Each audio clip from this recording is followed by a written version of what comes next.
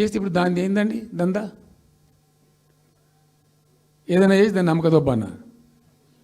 ఏం జరుగుతుంది రాష్ట్రంలో? ఫ్యూచర్ సిటీ, తొక్క సిటీ. ఎవరికి కావాలి నీ ఫ్యూచర్ సిటీ? నాకు అర్థం కాదు. నువ్వు పెంచినావు హైదరాబాద్ను. ఎవరు చేసిన హైదరాబాద్ సిటీ? ఇంత వైబ్రాంట్ సిటీ ఎక్కడికి వచ్చింది? ఓ 400 సంవత్సరాల చరిత్రతోని దీనికంతా ఒకటి ఒకటి ఒకటి ఒకటి బోధి జరిగి ఆటోమేటిక్గా పెద్ద సిటీ అయింది. అట్లా అన్నీ కావు, అందరికి కావు. ఎన్ని రాష్ట్రాలకు ఉన్నాయండి?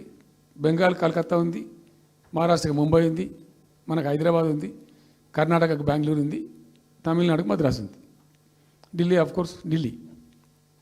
వేరే రాష్ట్రాలకు లేవు కదా, 28 రాష్ట్రాలకు ఉండేవి. సో ఇంత మహానగరం నిర్మితమైంది. ఈ నగరం యొక్క భవిష్యత్తును దృష్టిలో పెట్టుకొని పెట్టిందే ఫార్మా సిటీ. ఈ సిటీ మొత్తం గబ్బులు వేసిపోవాలి ఇక్కడ దాంతో. నువ్వు తీసుకుపోయాలి ఫ్యూచర్ సిటీ, తోక సిటీ. ఏందన్నట్టు ఇది? అన్ని దిక్కుమాలిన పాలసీలు, రియల్ ఎస్టేట్ బ్రోకర్ దందా తప్పితే ఇంకోటి లేదు. అన్నీ అప్పే కనబడతాయి మనకు. మీరు పరిశీలనగా చూస్తే, పూర్తిగా చూస్తే అసలు చాలా గందరగోళం. గురుకుల పాఠశాల విద్యార్థులు చచ్చిపోతారండి. ఇప్పటికి 120 మంది విద్యార్థులు చచ్చిపోయారు. గంత నియంత్రణ లేదా? గంత తెలివి లేదా? ఒక గట్టి అధికారిని బట్టి గట్టి చర్య తీసుకోరాదా? ఏందో చేస్తాము నీ ఫ్యూచర్ సిటీ, తోక సిటీ. ఈ పోరగాళ్ళని చేస్తారు.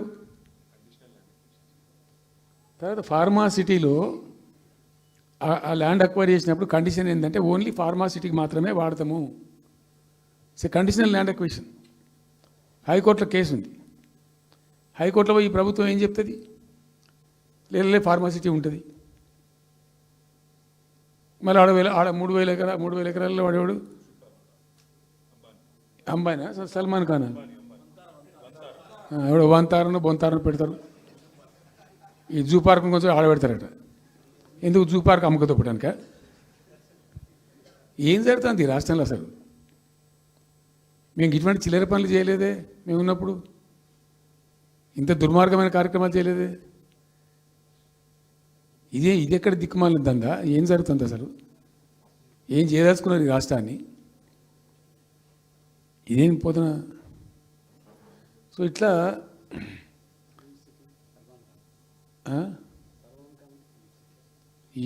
అది ఏందో.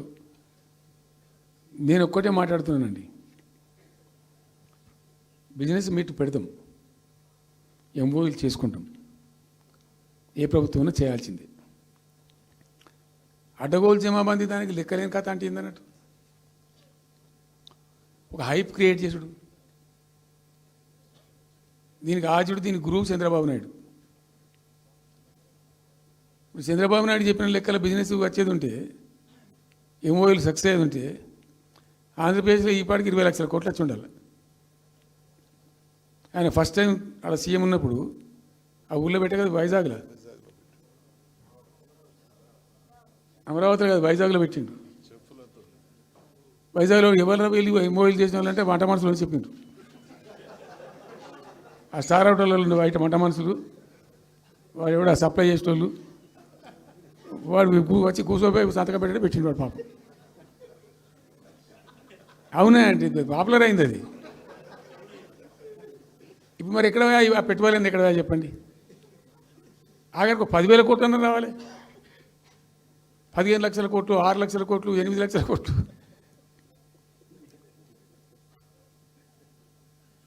అయితే అప్పుడు తమాషా జరిగింది.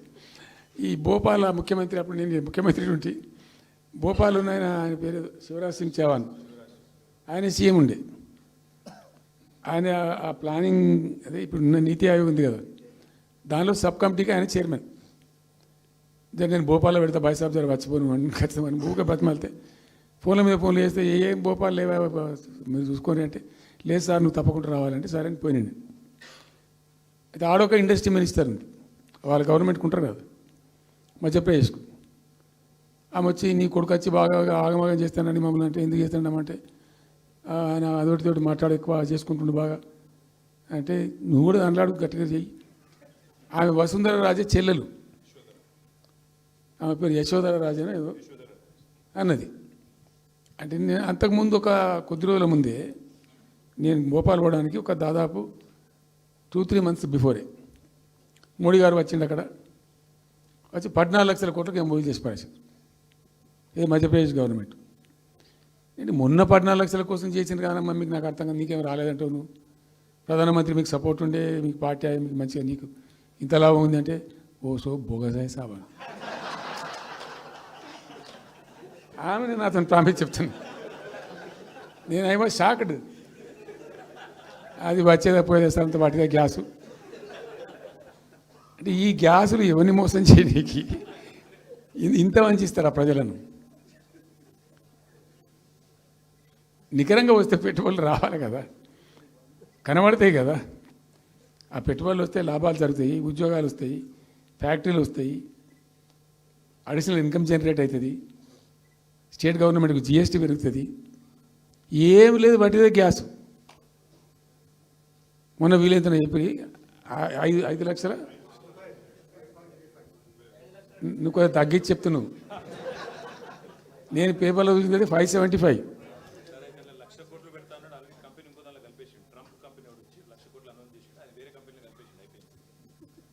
ఇట్లా ఇది ఏమి ట్రంప్ ఓడికి గింపి ఇదంతా ఏం పంచాయతీ? ఇట్లా ఇట్లా ఈ మోసాలు చేసి ప్రజలను ఎంతకాలం పంచిస్తారు? రియల్గా కాంక్రీట్ టర్మ్స్లో రియల్గా రావాలి, కృషి చేస్తే నిజంగా తండ్రాడాలి. మా గవర్నమెంట్ వచ్చిన నాడు హైదరాబాద్ నుంచి సాఫ్ట్వేర్ ఎక్స్పోర్ట్స్ 57,000 కోట్లు ఉండేనండి. మేము దాన్ని 2,47,000 దాకా తీసుకుపోయినాం. స్టెప్ అప్ చేసుకుంటూ వాటిని నరికితే గాలిలో మాటలు చెప్తే వస్తాయా? మేము బిజినెస్ మీట్లు పెట్టలే, కాంక్లేవ్లు పెట్టలే, ఏమి లేదు, పరదాలు కట్టలే. బెస్ట్ పాలసీ చేస్తే ఆటోమేటిక్గా అట్రాక్ట్ అయి వస్తారు. నేను చెప్పిన అప్పుడు ఒక ఆయన ఉండే, పాప ఆయన చీఫ్ సెక్రటరీ కూడా రిటైర్ అయ్యాడు, ఆయన పేరే ఉండే మాధవరావు అల్లుడు ప్రదీప్ చంద్రకు చెప్తే ఆయన పాలసీ తయారు చేయమని చెప్తే తెప్పించండు. పాపం చాలా దేశాలకు తెప్పించండు. ఒక 50 సార్లు రిజెక్ట్ చేసాను. ఇట్లా కాదు, నాకు కాంక్రీట్ కావాలి, ఇంకా మంచి కావాలి చెప్పి చాలా కష్టపడి చేసిండు. I must appreciate him. The best policy was brought in. తెచ్చిన తర్వాత కూడా ఎట్లుంటుందంటే, ఒక కంపెనీ వాడు వచ్చిండు, ఫాక్స్కానా, ఆ మహారాష్ట్రలో కొట్టుకుపోయింది. ఫాక్స్కాన్ అనే కంపెనీ చాలా పెద్ద కంపెనీ వాస్తవానికి. ఇదేవి తయారు చేస్తారు, ఈ సెల్ ఫోన్లు ఇవన్నీ ఎలక్ట్రానిక్స్లో ఉన్నాడు. చాలామంది ఉమెన్కి ఎంప్లాయ్మెంట్ దొరుకుతుంది దాంట్లో, 1000 మందికి. సరే వస్తే మనకు కూడా లాభం జరుగుతుంది. వాడిని ఎంబడి మస్తు దానిలో ఆల్మోస్ట్ వచ్చిండు, 90% వచ్చిండు. మీ పాలసీ బాగుందని అప్రిషియేట్ చేసి అన్ని చేసిండు. యాళ్ళకు వస్తే మహారాష్ట్ర ప్రభుత్వం 3,000 కోట్ల రూపాయలు వానికి నగదు ఇన్సెంటివ్ ఇస్తాను, వాడు కొట్టుకుపోయాడు. 3,000 crores ఎదురిస్తేనే నీకు డబ్బులు అని తీసుకుపోయాడు.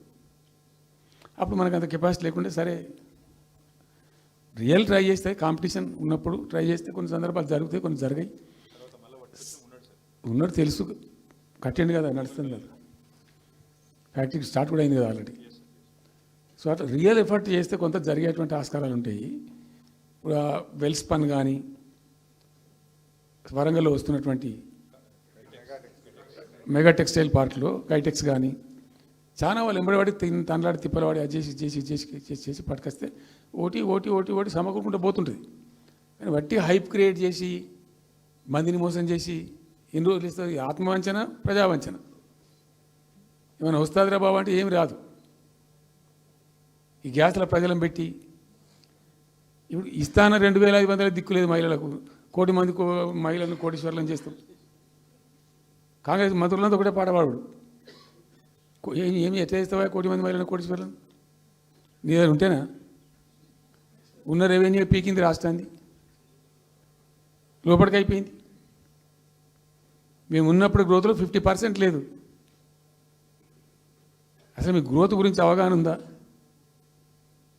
ఒక్కొక్క రూపాయి కూడబెట్టాలి, ఎట్ట తీసుకుపోవాలి. నేను ముఖ్యమంత్రి అయిన తర్వాత నన్ను ఎంతమంది టెంప్ట్ చేసినా ఐఏఎస్ ఆఫీసర్లు వాళ్ళు వీళ్ళు, ₹1 రిజిస్ట్రేషన్ ఛార్జ్ పెంచారు నేను 4 ఏళ్ళ దాకా. Not even single rupee. ఉల్టా నేను వాళ్ళని పిలిచి మీకు ఏం కావాలి, రియల్ ఎస్టేట్ బాగా మంచిగా చేసుకుపోవాలి, హై క్లాస్ రావాలి అంటే ఎట్లా? హైదరాబాద్లో కూడా స్కై లైన్ రావాలని చెప్పి 3 ఏళ్ళు తిప్పలవాడనండి నేను, 3 years. ఎందుకంటే స్కై లైన్ రావాలని మట్టి నోటి మాట అంటే రాదు, దానికి కూడా ఎక్కువ కావాలి. ఆ 50 అంతస్తులు 60 అంతస్తులు మీదకి పోయి కట్టేటువంటి ఆ క్రేన్ ఆపరేటర్లు, క్రేన్ డ్రైవర్లు, దానికి సంబంధించిన సరంజామా అంత ఉంటుంది. ఆ ఎక్కువ వస్తే ఆ స్కై రైజ్ వస్తుంది. ఆ ఎక్కువ తేవడానికి చాలా కష్టపడాల్సి వచ్చింది. ఇప్పుడు ఈ రాజభవన్ పక్కనే గేట్ పక్కన ఒకటి ఉంటుంది చూడండి, కాదు ఒక టవర్ ఉంటుంది ఒకటి. నేను అప్పుడు నేను పోతుంటే ఈ పునాది తీసిండు, మంచి స్పాట్ ఇది, వాటర్ ఫ్రంట్ ఉంటుంది హుస్సేన్ సాగర్. అతను చెప్పుండే మనం స్కై లైన్లో భాగంగా ఇద్దాము, 50 అంతస్తులకు ఇద్దామని చెప్పి ఆగమంటే ఆయన ఎవరో రాజుగారు ఆగలే, ఆయన గతకే కట్టుకోండి పాపం. It took me 3 years to bring sky line to Hyderabad. మేము ఒక పద్ధతికి పోయినాం, సిస్టమ్ చేసినాం, ఓపికతోని చాలా సిన్సియర్గా మంచి పద్ధతితోని వాళ్ళతో డిస్కస్ చేసుకుంటూ మాట్లాడుకుంటూ ఒక క్రమ పద్ధతిలో పోయినాం. గట్టుంటుంది పద్ధతి. కానీ 4 ఫీజు తీసినాం, 4 10% ఏదో ఫీజు ఉండే. తర్వాత ఆర్డీఓ ఆఫీస్కి పోవాలి సార్, ఈ ఫీజు ఏమో కానీ ఆ ఫీజు ఎక్కువ అవుతుందని వాళ్ళు చెప్పిండ్రు. అది తీసేవతల పడేసినాం. అది తీసేసినాం, ఆర్డీఓ దగ్గర పోయే అవసరం లేకుండా కూడా చేసినాం. ఇప్పుడు అదొక ఫీజు. ఆ ఫీజుతో ఏమైంది, ఆయనతో బీకింది. హైదరాబాద్ రియల్ ఎస్టేట్ గంగలు కలిసింది. మేమేమో ఆనాడు నిజంగా చెప్తున్నా, చాలా సంతోషంగా చెప్తున్నాను నేను, భూముల ధరలు పెంచినాం తెలంగాణలో. ప్రజా ఆస్తులు పెంచినాం, ప్రజా ఆస్తుల యొక్క విలువ పెంచినాం. 4 ఎకరాల నోడు ధీమాతో ఉండే తెలంగాణలో. కొద్దిగా డాంబర్ రోడ్డు అంటుకునే 4 ఎకరాల నోడు 50 లక్షల కాడికి అమ్ముతున్నా, 2 కోట్లు, నాకు 2 కోట్ల శ్రీమంతుని అని చెప్పుకున్నాడు కాలర్ ఎగరేసుకొని. ఇవాళ ఏమైనాయండి భూముల ధరలు? కుప్ప ఊలిపోయినాయి. ఇంట్లో అమ్మాయి పెయింట్ ఉంటే ఎకరం అమ్మి చేద్దాం అనుకుంటే కొనే దిక్కులేదు సార్ అని కళ్ళకు నీళ్ళు పెట్టుకుంటారు ప్రజలు. ఇవాళ లేదు, ఒక ఎకరా కూడా అమ్ముడు పోతలేదు, ఇప్పుడు కొంటలేడు. దిక్కు లేకుండా అమ్ముకుంటే ఇష్టం వచ్చిన అడ్డమైన ధరలకు అమ్ముకోవాలి. సో ఈ అరాకిరి మాటలు చెప్పి అడ్డమైన హామీలన్నీ ఇచ్చి నీకు చేసాదగాక కేవలం రాజకీయ అధికారమే మా లక్ష్యం అనే పద్ధతిలో ఇచ్చి ఇలా ప్రజలను వంచి అటు రైతాంగాన్ని నడిపిస్తున్నారు, పేద ప్రజలు నడిపిస్తున్నారు, పేద విద్యార్థులు నడిపిస్తున్నారు, రిటైర్డ్ ఎంప్లాయీస్ నడిపిస్తున్నారు. పచ్చి అబద్ధాలు. కేసీఆర్ చేసిన అప్పులకు వడ్డీలు కట్టలేకపోతున్నావా? కావు ఉతికింది కదా, ఈ చెంప ఆ చెంప వాయించింది కదా. ఎంత కడుతున్నారు? తీసుకున్న అప్పులు ఏంటంటే 2,90,000 కోట్లు మొత్తం కలిపి చెప్పారు కదా చాలా స్పష్టంగా. సో ఇట్లా ఇవన్నీ వాస్తవాలు ఒక పక్కకుంటే అన్ని అబద్ధాలు చెప్పుకుంటూ ఇష్టం వచ్చినట్టు మాట్లాడుకుంటూ ఇక నన్ను తిట్టడానికైతే వాళ్ళ నోరు మొక్కాలిగా. ఎప్పుడో సందర్భంలో కోపం వచ్చి ఒకటి తిట్టినామంటే ఒక మనిషిని మాట వేరు. పొద్దా కాదే కదా తన కేసీఆర్ చచ్చిపోవాలి మాట్లాడినప్పుడల్లా. ఎక్కడైనా మాట్లాడు, ఏ సందర్భంలో మాట్లాడు, కాలేజీలో మాట్లాడు, లేకపోతే ఇంకొకడ మాట్లాడు, స్కూల్ పిల్లల కాడ మాట్లాడు. గింత అక్కసు ఉంటుంది మనుషులకు. అది కరెక్ట్ అవుతుందా? సో ఇష్టం వచ్చిన పద్ధతులు, మాటలు, ఇష్టం వచ్చిన దుర్మార్గ ప్రచారాలు, అన్ని పచ్చి అబద్ధాలు నోరు తెరిస్తే. రియాలిటీ వేరుంది, జరుగుతున్నది వేరున్నది, అన్ని రికార్డ్ అవుతున్నాయి, ప్రజలలో అన్ని గమనిస్తున్నారు. సో కాబట్టి ఏదేమైనప్పటికీ పాలమూరు రంగారెడ్డి ఎత్తిపోతల పథకం విషయంలో ఎట్టి పరిస్థితుల్లో రాజీ పడం. ఈ ప్రభుత్వాన్ని నిద్రపోనీయం, కేంద్ర ప్రభుత్వాన్ని కూడా నిద్రపోనీయం. మా హక్కుల పరిరక్షణకు ఒక డ్రాప్ తక్కువైనా కూడా at any cost, at whatever cost, TRS పుట్టిందే తెలంగాణ ప్రజల కోసం. తెలంగాణ ప్రజలకు ఒక నొక్కు పడుతుంటే మౌనం పాటించలేం. మీరు ఏం ఊరుకో ఏం చేసుకో. నాకు ఇన్ఫర్మేషన్ వచ్చింది, మీటింగ్ జరుగుతుంటే మరి 4 గంటలకు అయిపోవాలి లెక్క ప్రకారం. It was extended. 5 గంటలకే ఉత్తమ్ కుమార్ రెడ్డి ప్రెస్ మీట్ పెట్టిండు. మీకు కూడా వచ్చి ఉంటుంది ఇన్ఫర్మేషన్. ఎందుకు కేసీఆర్ కాగానే మనం ఇంకొక వరుస మళ్ళీ మొరగాలి. చిట్ చాటు అది కూడా ఎందుకు మొరగడానికి? ఆ మొరుగుడుకు వాల్యూ ఉంటుంది. So thank you so much. ఈరోజు నేను ఏమంటున్నాను, మీతో ఒక request, Rahul don't be hasty. ఇవాళ I'm only restrict my self to Palamuru ఎత్తిపోతల పథకం. అది డైల్యూట్ అవుతుంది కాబట్టి ఇలా చెప్పాను. నేను ఉంటున్నా, మీకు అందుబాటులో ఉంటుందిగా. I'm on the field now. కాబట్టి మీకు please here me. You have to excuse me today. దానికే నేను రిస్ట్రిక్ట్ అవుతాను ఇలా. Any question 100 questions you put me, I will give you answer tomorrow or day after, any time. Thank you.